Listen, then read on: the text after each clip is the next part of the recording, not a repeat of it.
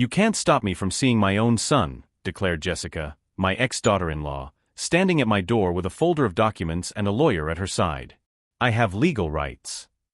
I looked at the man in the expensive suit holding a stack of official papers, then at the woman who had abandoned my grandson 12 years ago. The same face, only older, with the same determined expression she always wore when she wanted something. Rights. I repeated, keeping my voice calm. Interesting. Behind me, I heard Lucas's familiar footsteps coming down the stairs. My 17-year-old grandson with Down syndrome, who had become a national sensation last week when he sold his accessibility app for $5 million.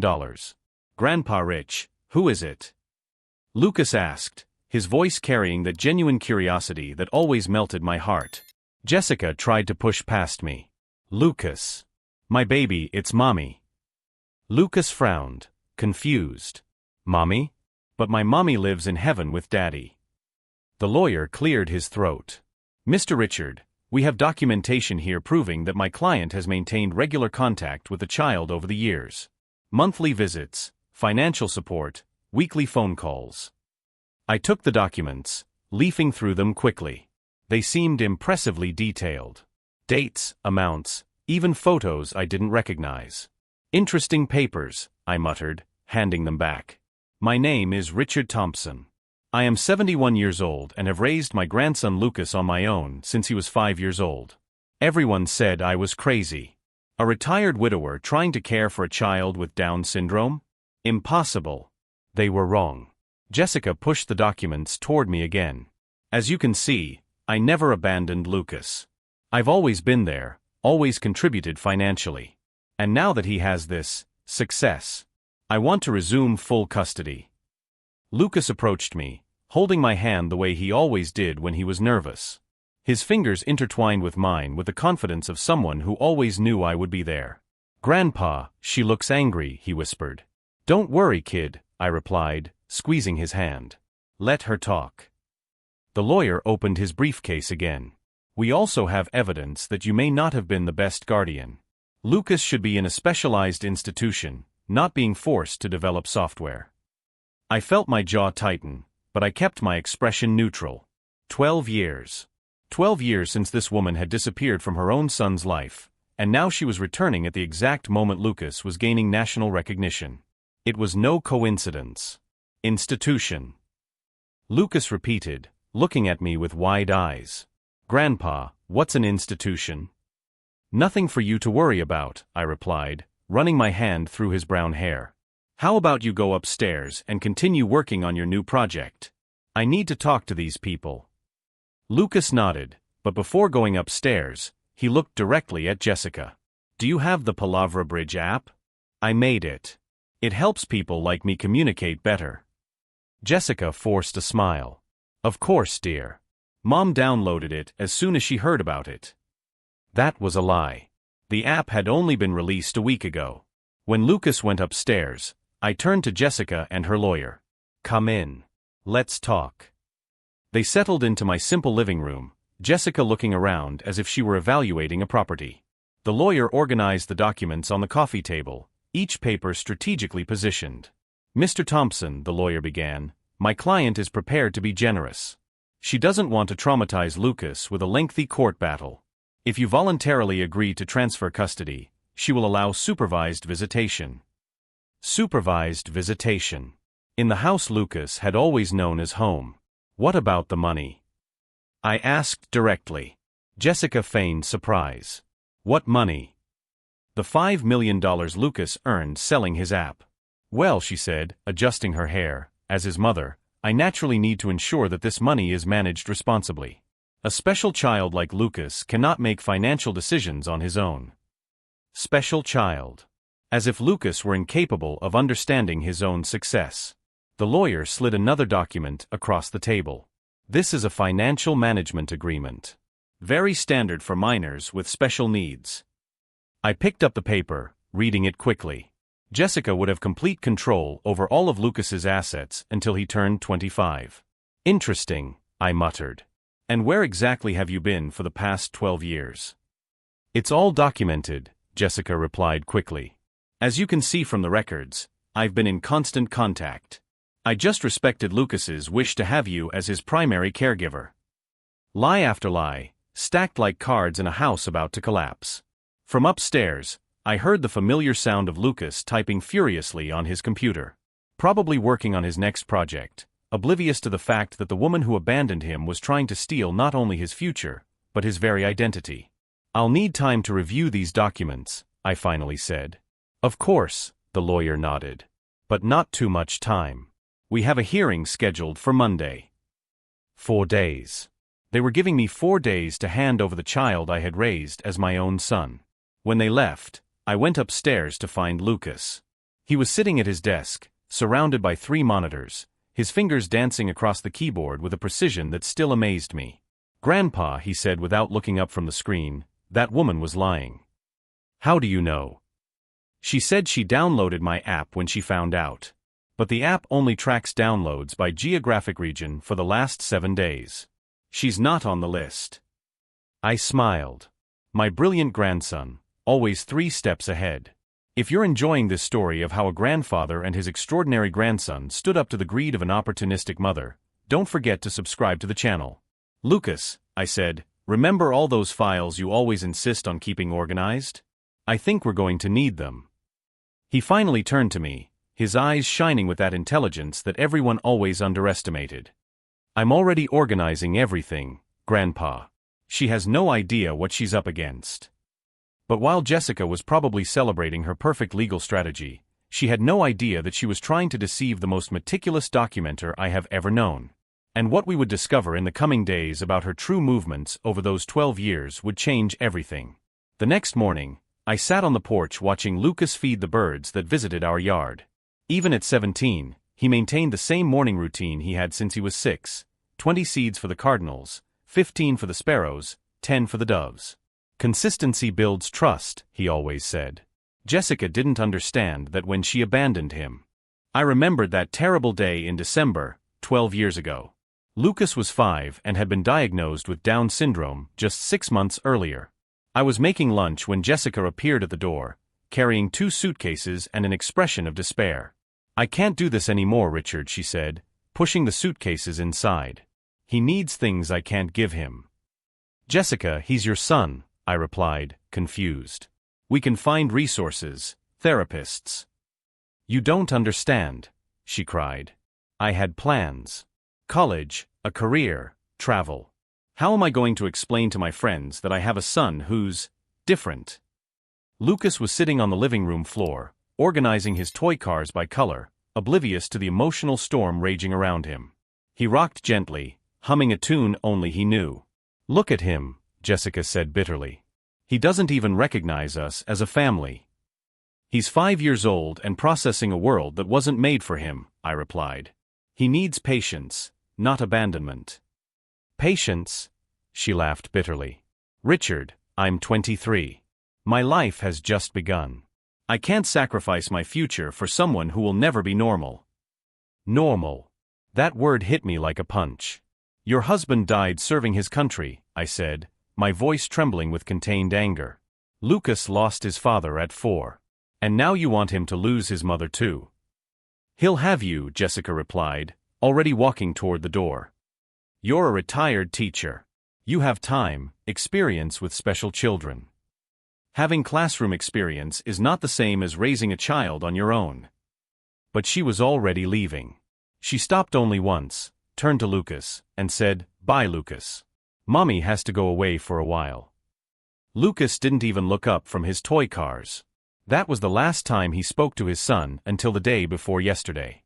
In the first few months after the abandonment, I fought the system.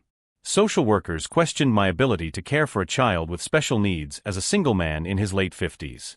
They visited monthly, observing every interaction, documenting every step forward or backward Lucas took. "Mr. Thompson," said social worker Carla Martinez during a particularly difficult visit, "Lucas is not developing at the expected rate. Perhaps a younger family with specialized resources." "He is making progress," I insisted. "Yesterday he said thank you for the first time." A single word does not constitute significant progress. But I knew it was. Lucas didn't speak because he was afraid, not because he couldn't. His mother's abandonment had created an emotional barrier that would take years to break down.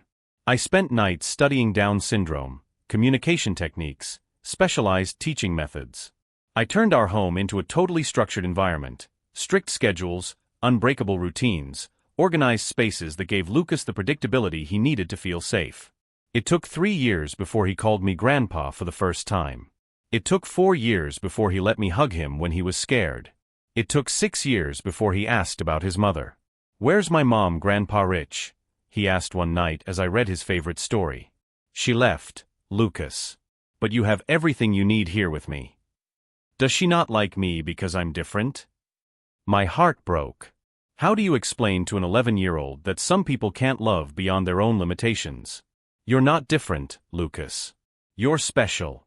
And special people sometimes scare people who don't understand how to be special too. Now, watching Jessica try to reconstruct a narrative where she was the devoted mother, I felt the same anger that burned in me that day in December. Her lawyer called in the morning. "Mr. Thompson, my client would like to clarify some issues regarding the last 12 years. She maintains that there was regular, albeit discreet, contact, respecting the informal custody arrangement." "What arrangement?" I asked. "The verbal agreement where you took temporary care while she established herself professionally. She has documentation of monthly financial transfers, weekly phone calls recorded by the phone company." Lies piled on top of lies. And where has she been working during those 12 years? Initially in Atlanta, then Los Angeles, building a career in digital marketing. Professional demands limited her ability to be physically present, but she never abandoned Lucas emotionally. I hung up the phone before saying anything that could harm our case. Lucas appeared in the kitchen, carrying his laptop and a determined expression that I recognized immediately. It was the same face he made when he found bugs in complex code. "Grandpa, I researched Jessica Cooper over the last 12 years." I sat down at the table, prepared for what he had discovered. She was in Atlanta for 8 months in 2011. She worked at 3 different jobs, all of which she was fired from for excessive absences. She moved to Los Angeles in 2012, where she worked as a waitress at 4 different restaurants. No job lasted more than 6 months. Lucas clicked through several screens, showing employment records, address history, criminal records. In 2015, she was arrested for credit card fraud. 2017, lawsuit for rent default. 2019, she filed for personal bankruptcy. I stopped breathing for a moment. "Grandpa, in the last 12 years, Jessica Cooper has been unemployed 60% of the time, evicted from 7 different apartments, and sued for unpaid debts 14 times. How did you get this information?" Public records, social media, background checks. All legal and accessible. Lucas looked at me with that seriousness that still surprised me. She never sent money because she never had any. She never called because she constantly changed her number, running from creditors. What about the documents she presented? Fake. Poorly faked. The dates don't match her jobs, the amounts are incompatible with her declared salaries, and the signatures. Lucas smiled slightly. "Well, my verification system will have fun with those signatures." I looked at my grandson, this brilliant young man who had turned his difference into a superpower, and felt a fierce pride. Jessica thought she could show up after 12 years of total abandonment and claim the success she never supported, never nurtured, never deserved. She was about to discover that underestimating Lucas Thompson was the biggest mistake of her life.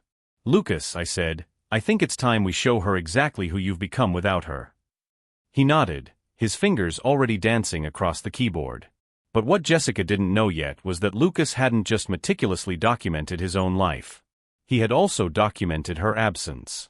And the evidence he had collected over the years would not only prove that she was lying, it would reveal exactly why she had really come back. On Monday morning, Jessica's lawyer called again. This time, his voice carried an arrogance that made me clench my fist around the phone. "Mr. Thompson, my client has decided to be even more generous. She is willing to split custody 50-50, allowing Lucas to spend weekends with you." "How kind of her," I replied, my voice dripping with sarcasm. "There is just one small condition.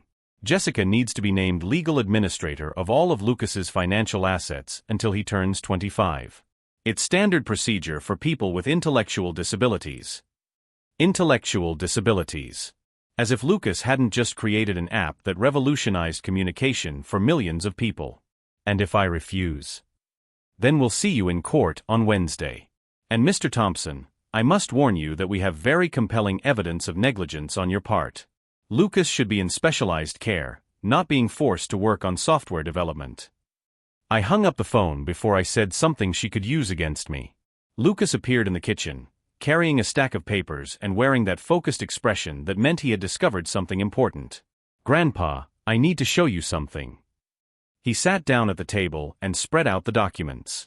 They were screenshots from social media, financial records, and what appeared to be text conversations. "Remember when you said Jessica never called? Well, I hacked. I legally accessed the phone company records for the last 12 years. I looked at him with admiration and a touch of concern. "Lucas, you can't hack." "I didn't hack," he said quickly. "I used public API interfaces and Freedom of Information Act requests. All legal." He paused. "Mostly legal." He pointed to a detailed spreadsheet. "These are all the phone numbers registered to Jessica Cooper since 2011. 17 different numbers. 17. She changed numbers constantly. Look at the dates." Lucas traced a line with his finger. Each new number coincided with an eviction, a dismissal, or a lawsuit. He continued flipping through the papers. "But here's the interesting part. In 2016, she tried to call you." My heart stopped for a moment. Tried. One call. It lasted 17 seconds. On December 23rd. I remembered that date. It was the day before Christmas Eve. Lucas was 11, and we had spent the day baking gingerbread cookies, our annual tradition since he arrived. I didn't answer any calls that day. Because she called the old number. "Remember you switched carriers in 2015 after that problem with fake bills being sent to your house?" I vaguely remembered. Billing issues, strange numbers appearing on the bill.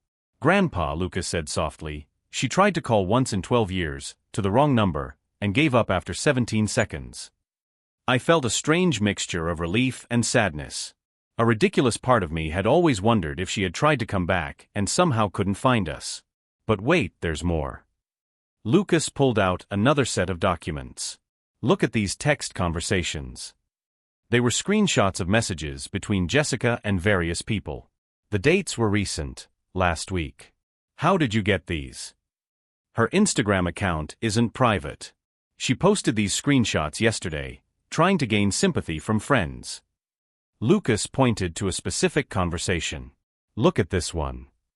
The conversation was between Jessica and someone named Brandon. "Jessica, I'm finally going to get my son back and the money he earned."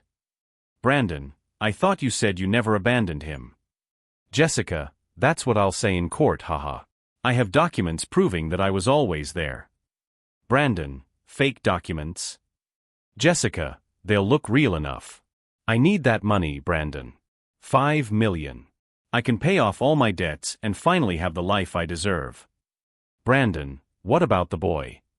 "Jessica, he won't even notice. Special kids are easy to manipulate. I'll put him in a nice facility where he'll be well cared for." I felt my vision darken with rage. Institutionalize Lucas. As if he were a problem to be solved, not a brilliant person with dreams and ambitions. "There's more," Lucas said, his voice lower now.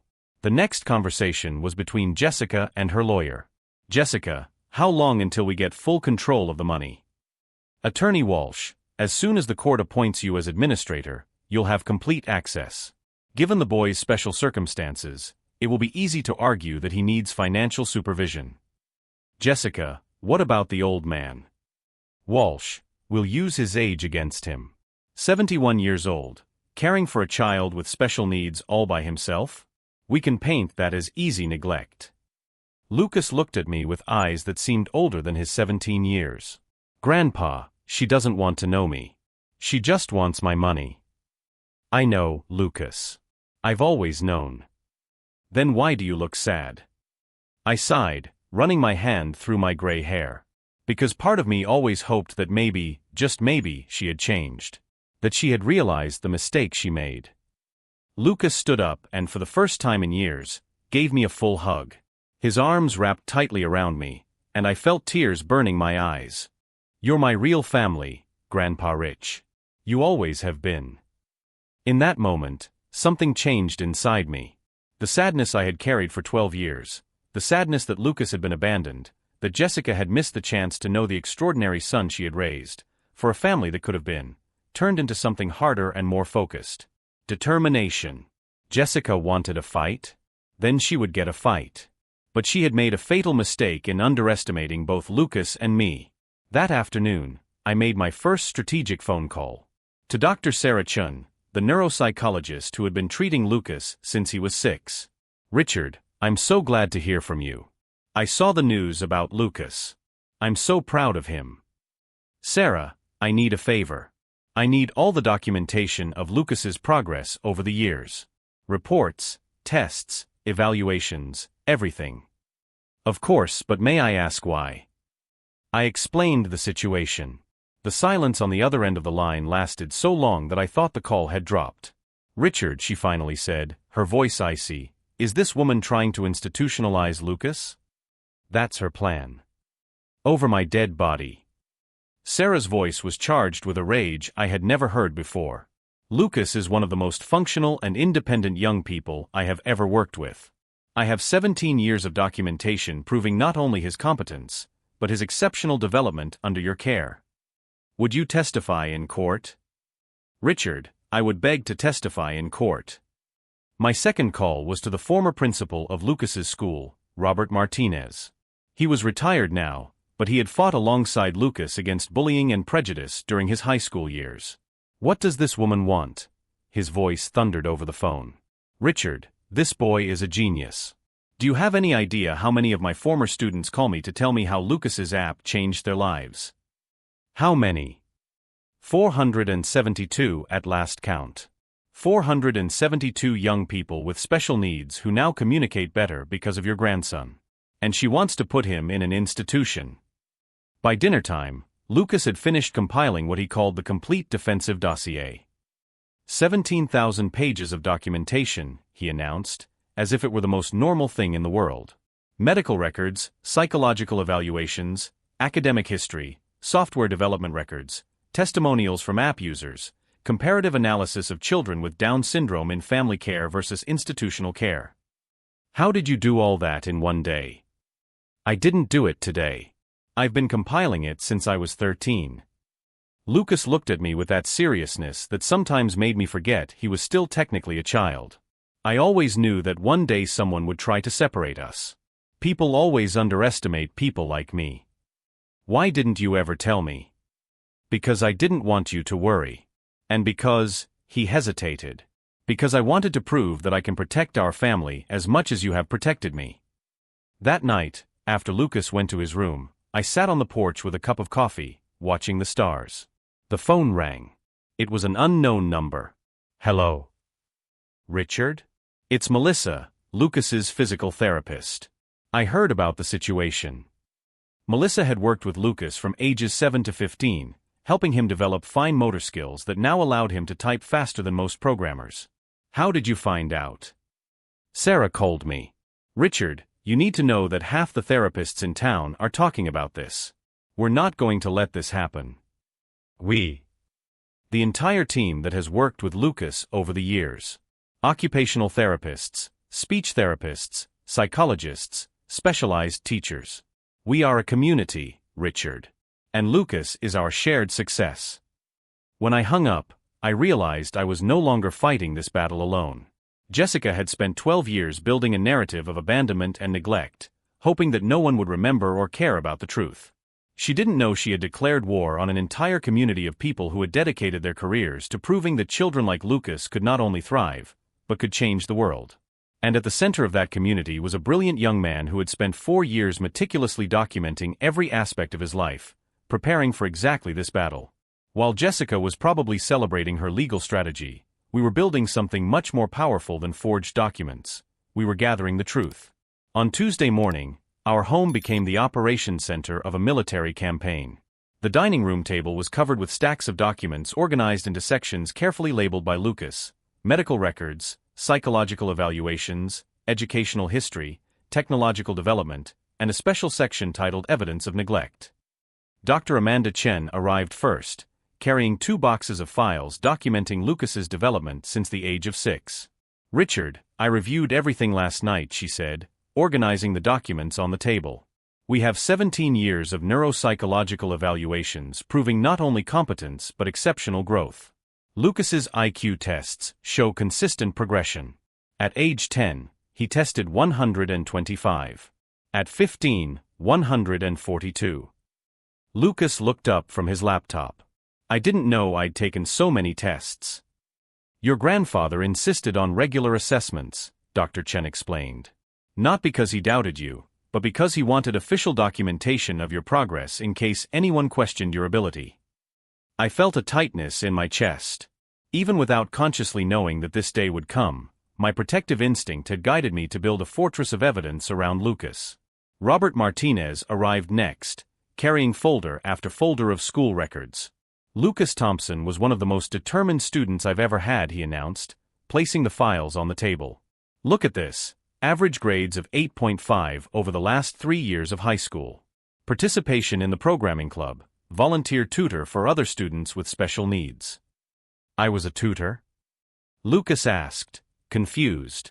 "You helped Tommy Rodriguez with math on Tuesdays and Thursdays, and Lily Peterson with science on Mondays." Robert smiled. "You didn't call it tutoring. You said you were just helping friends." Lucas processed this for a moment, then returned to his computer without comment.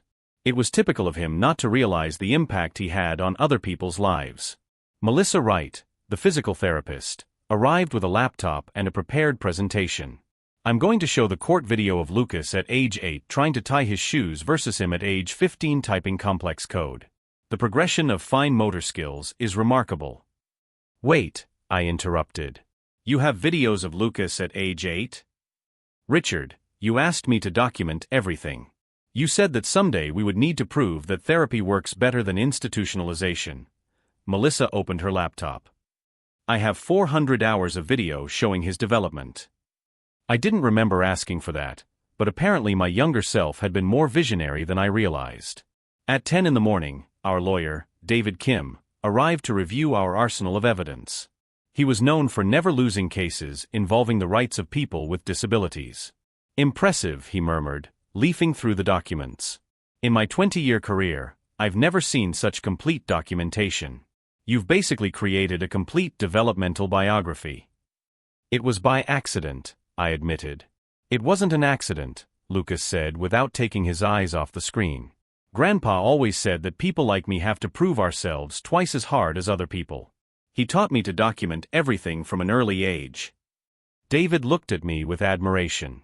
"Mr. Thompson, you created the perfect defense case without knowing you were creating it."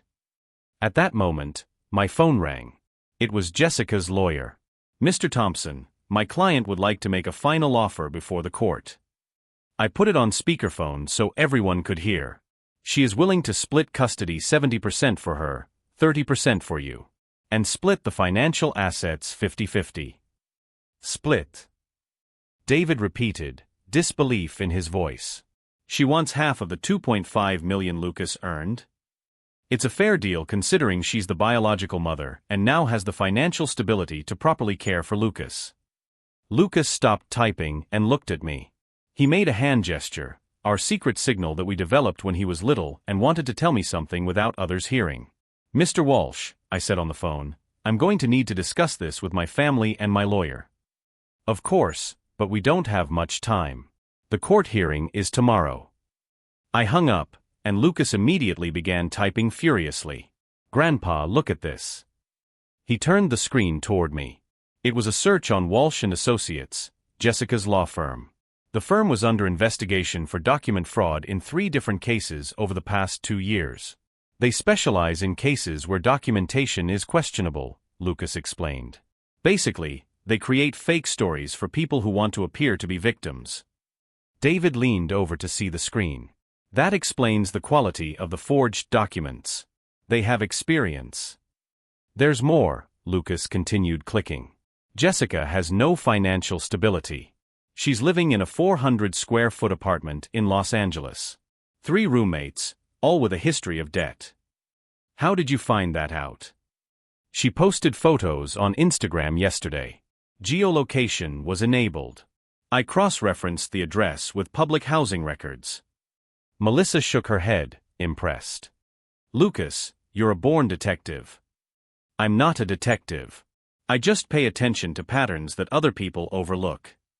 Dr. Chen looked at David. How much of these investigative talents can we use in court? Everything, as long as it's obtained legally, David smiled. And it seems that Lucas is very careful about legality. During lunch, while the adults discussed legal strategy, Lucas called me out to the backyard. Grandpa, can I tell you a secret? Of course, Lucas. I knew she would come back. I felt my stomach tighten. What do you mean? Ever since I started winning programming awards, I knew. People like Jessica always come back when there's money involved. Lucas sat down on the swing I built for him when he was 7. That's why I started preparing everything 4 years ago. Preparing what? The verification system I sold wasn't created by chance. It was specifically designed to detect forged documents related to custody and visitation. Lucas looked at me with that seriousness that sometimes scared me. I set a trap, Grandpa, for anyone who tried to lie about our family. I felt a mixture of pride and concern. Lucas, that wasn't your responsibility. Yes, it was. You protected me when I was little. Now it's my turn to protect you. That afternoon, Jessica called me directly on my cell phone. Richard, we need to talk. Just the 2 of us. About what? About Lucas. You don't understand the pressure I was under 12 years ago. I was young, scared, without support. But I've changed. I've grown up. Jessica, you've had 12 years to grow up and change. You never called, never visited, never sent a birthday card. I wanted to. But you changed your number, you moved house. Jessica, we've lived at the same address for 15 years. And the phone number only changed once, for 2 months. Silence on the other end of the line. Look, Richard, let's be practical. Lucas needs a mother. He needs someone young who understands the modern world. He has a family. He has a whole community of people who love him just the way he is. But I'm his mother. I have rights. Rights are earned, Jessica. They're not inherited. She hung up. At 6 in the afternoon, David gathered us together for final preparations. Tomorrow, they're going to try to paint Lucas as vulnerable and you as opportunists. They'll argue that a child with Down syndrome can't make complex financial decisions. Lucas raised his hand. Can I answer questions about my application? You can and you will. We'll let you explain exactly how you created WordBridge and why you decided to sell it. What if they say I'm incapable of understanding money? David smiled. Lucas, can you explain how you invested part of the money from the sale? 50% in diversified index funds, 30% in government bonds, 20% in a high-yield savings account for emergencies. Lucas recited it as if it were the most obvious thing in the world. I also established a $500,000 scholarship fund for young people with Down syndrome who are interested in technology. If you're following this journey of a grandfather and grandson facing an unfair legal battle, don't forget to subscribe to the channel. Stories like this remind us that true family is not defined by blood, but by unconditional love. Dr. Chen shook her head in admiration. That level of financial planning is beyond most neurotypical adults. So our strategy is simple, David concluded. We let Lucas be Lucas. We let his competence, intelligence, and character speak for themselves. That night, after everyone had left, Lucas and I sat on the porch as we had done every night since he was little. Grandpa, are you nervous about tomorrow? A little, I admitted. Are you? No. Lucas looked up at the stars. I know I'm going to present facts. Facts don't lie. People lie, but facts don't. What if the judge doesn't believe the facts? Then he's not a good judge. Lucas turned to me. But he will believe them. Because we've built something real, Grandpa. And truth always wins over lies in the end. That morning, I received a text message from an unknown number. You don't know who you're messing with. Give up now or you'll regret it. I showed it to Lucas in the morning. Grandpa, do you know what this means? That Jessica is desperate? It means we've already won. People with solid arguments don't make threats. They make presentations. As we got ready to leave for court, Lucas checked his systems one last time. All set, Grandpa. 17,000 pages of documentation, 4 hours of video, 47 testimonials from people who know us, and a verification system that will expose every lie they tell.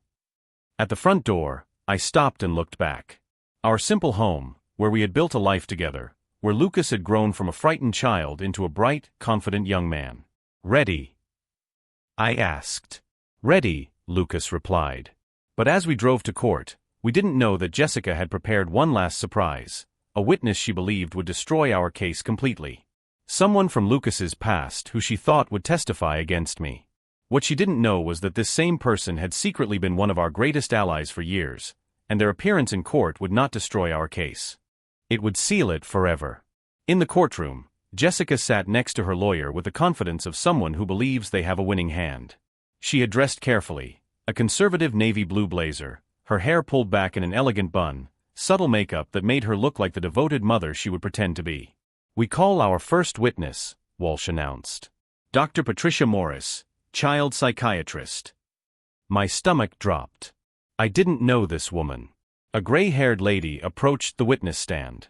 Jessica smiled at me maliciously. Dr. Morris, Walsh began, did you evaluate Lucas Cooper in 2013?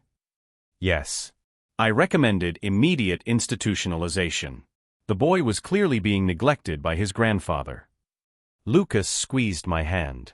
He whispered, Grandpa, she never met me. Dr. Morris continued, children with Down syndrome require specialized care that elderly men cannot provide. David stood up. Objection, Your Honor. We have no record of this evaluation. Documents can be lost, Walsh retorted.